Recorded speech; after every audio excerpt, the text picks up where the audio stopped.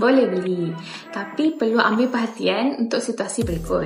Yang pertama, perlu persetujuan daripada semua pemilik bahagian bersama.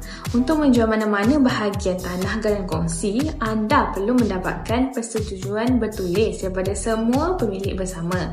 Jika salah seorang tak setuju, transaksi tak boleh diteruskan. Okey, yang kedua, tiada sekatan lokasi atau jumlah bahagian. Anda boleh beli satu bahagian atau keseluruhan. Tapi sekali lagi, semua pemilik mesti bersetuju. Dan biasanya, ada dokumen tambahan lain yang perlu disertakan bersama. Yang ketiga adalah risiko undang-undang. Disebabkan tiada sempadan fizikal yang jelas seperti tiada pecah lot, boleh timbulkan masalah pada masa depan.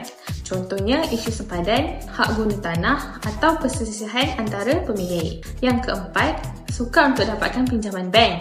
Ini kerana kebanyakan bank tidak gemar memberi pinjaman untuk beli tanah geran kongsi kerana ia dianggap berisiko tinggi. Kalau ada pun, syaratnya mungkin lebih ketat.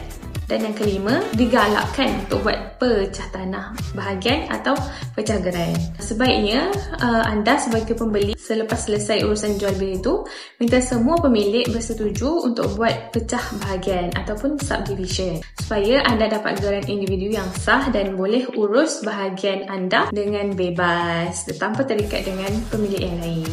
Itu sahaja dari saya. Terima kasih. Dapat sesuatu? Follow for more. Aska.